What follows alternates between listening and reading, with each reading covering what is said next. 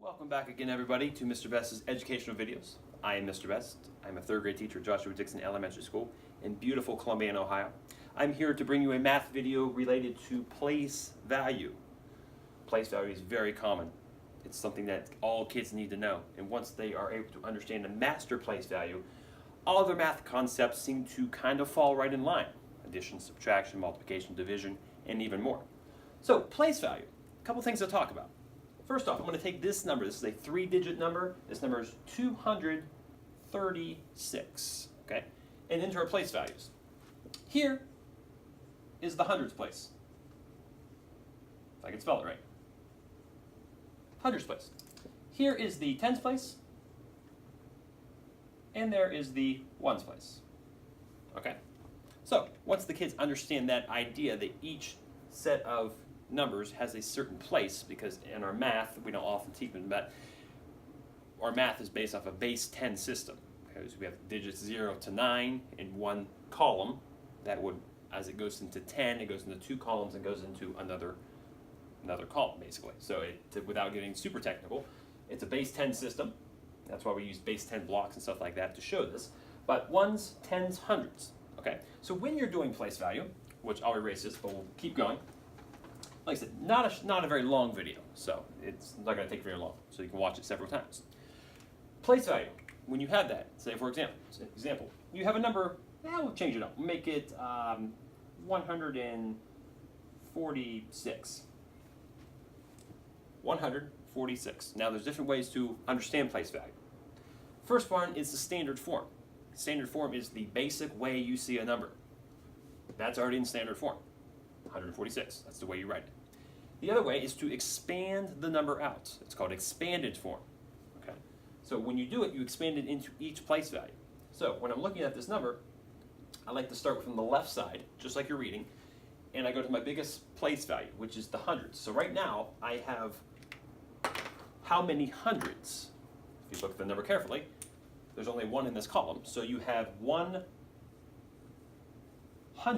or 1/100. So as you expand, you're taking this number and you're stretching it and you're actually adding the place values together. So 100 plus how many tens do I have? I have 4 tens, so 4 tens is 40. And 6 ones would be 6. So if I were to add that together, 100 plus 40 plus 6 is 146. So standard form, expanded form, word form is another way.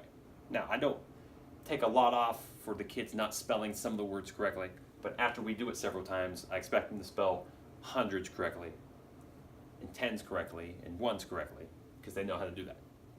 And some of the words, later on, I'll give them some actual cards that have the word 40, the word 50, stuff like that on it. So right now, if I were to do word form, it's exactly what it sounds. It's the word form of this number.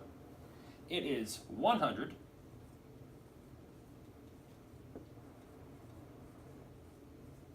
is the first part. 40 and then 6. Okay. Now sometimes when we say numbers out loud, we say, hey, we have 146. Okay? But when you say it in there, you don't need the ands in there. 146. And the last part is to draw it, or you might have it heard to you as modeling it. In our class, we use base 10 blocks. When we don't have the blocks readily available to us, sometimes we work on smartboards, from the smartboard, we work on whiteboards, just like this, with individual ones. We draw the base 10 blocks. Okay, so the basic base 10 blocks, I'll show you. When you have a number like this, 146, when you see the hundreds, the base 10 block is going to look like a big square. Now, I'm not going to draw all the grids and stuff like that, but it's actually 10 sets of 10 are all put together. A lot of times our kids, they know what they look like by third grade, so I just tell them, okay, write 100 there, because that's your 100 block. So in this one, we only need one of these hundreds because we only have 100. The tens place, they look like 10 blocks, but they're pushed together, and they look more like that. But we know we don't need one, we actually need 4 tens, which gives us 40, which would be 4 tens. Okay? And they know that we don't have to write 10 in, but sometimes I have them just write the 10 just to make sure. And then in the ones place, they are just little cubes. When you write them down, they're just little squares or rectangles, however you actually draw them. And those are just ones. So this number, using place value, broken into the 4 different ways we learn it: standard form, expanded form all the way up, the word form, 146, and the draw form or the modeled form, 146. Okay. So there's our place value. So, short video. We're going to keep going with some of the place value in the next one as we come up to comparing some numbers. So, good luck, good math, go Clippers. Have a great day.